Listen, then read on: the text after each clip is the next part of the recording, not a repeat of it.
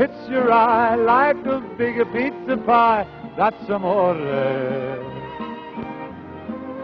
When the world seems to shine like you've had too much wine, that's amore.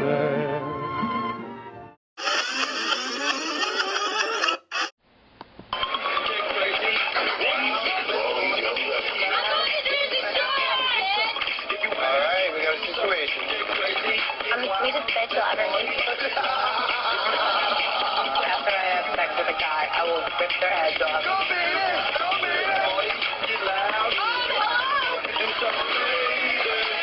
Dance in the mall and you're saying, I'm in the club. Get wasted, drink so much I can't even taste it. Girls on the floor, I gotta get there, shaking that ass, not falling.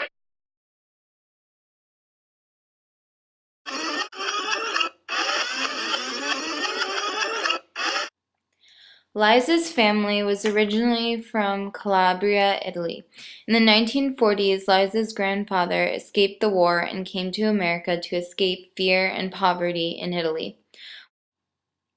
While he chased after the American dream, his heart always remained in Italy. Today, he has now returned to Italy, but his family is still in the U.S. He claimed that America set me and other Italians free. She gave us a chance to live our lives comfortably. Like many traditional Italian families, Liza's grandfather worked and her grandmother took care of the household and family.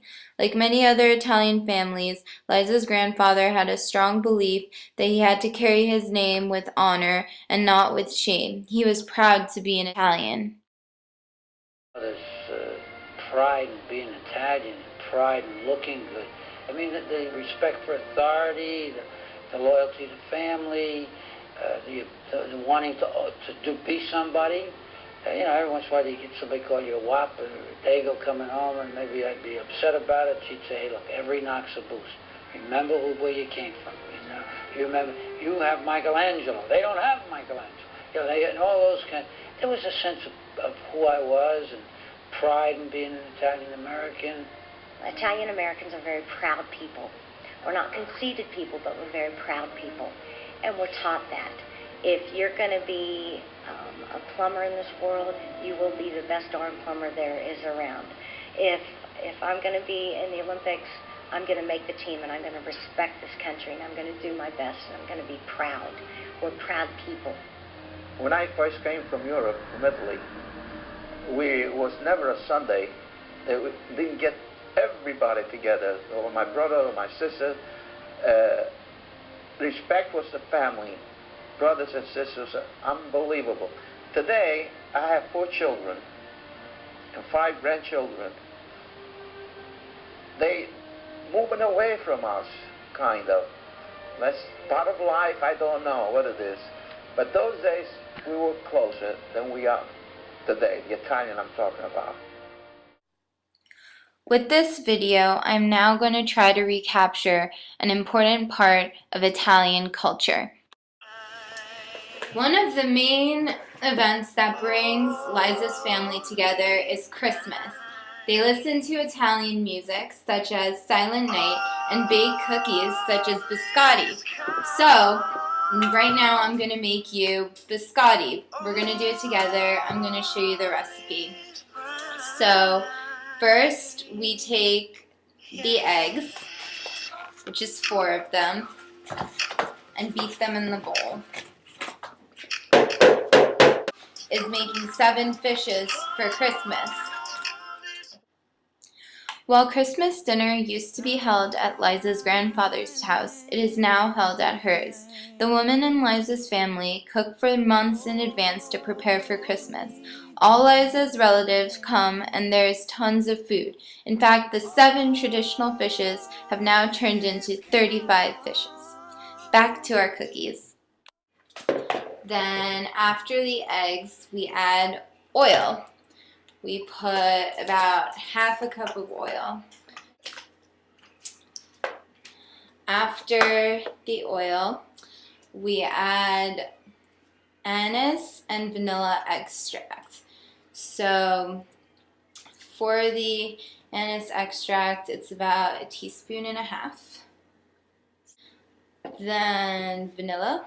So the vanilla is 2 teaspoons as well. Then it says to beat some sugar in. So, take the sugar, you pour it. It smells really strong with all this flavoring. So cooking is something generally that the women in the household do according to traditional Italian values. So once the sugar is in, you heat it up until you get this yellow consistency. Try not to spill it.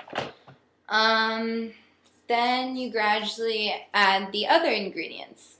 So the other ingredients include 4 cups of flour. So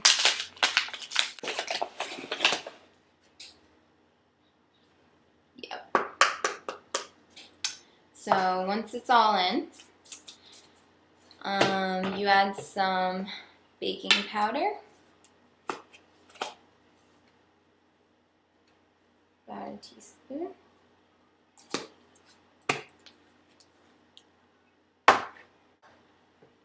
And then you beat it all together.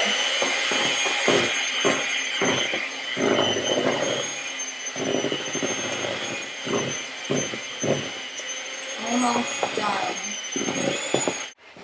So once it's spread out into loaves, it looks like this. I didn't make 6, I just made them longer. But they're ready to go to the oven.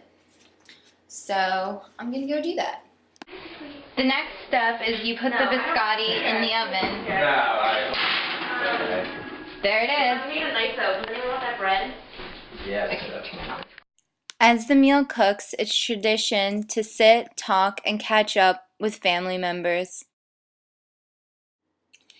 And then I didn't. But I was like, for fun, so I was like, they're ready. called?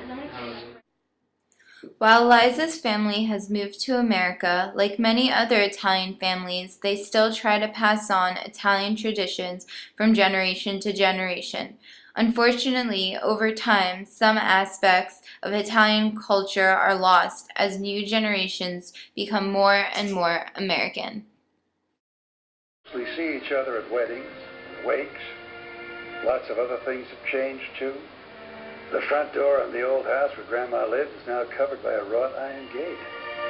The gardens are gone. The wine cellar is empty. Now on the holidays, there are no more rounds, visiting family, only occasional trips to the cemetery where my grandparents and many of my uncles and aunts lie. The holidays have changed too. The great quantity of food we once consumed without any ill effects is supposedly no good for us anymore.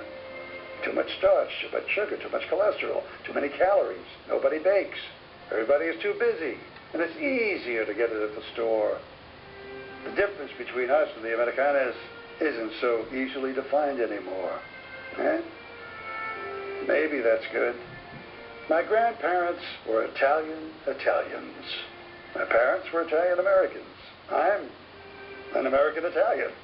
And my kids are American-Americans. Oh, I'm American, all right. Just as my grandma would have wanted me to be. But somehow, I still feel Italian. What is it? Maybe it's the culture, the tradition, roots. I'm not exactly sure what it is. But I try to pass it on to my children. Oh, I guess all I do know is that somehow my children have been cheated out of a wonderful piece of their great Italian heritage. They never knew my grandma.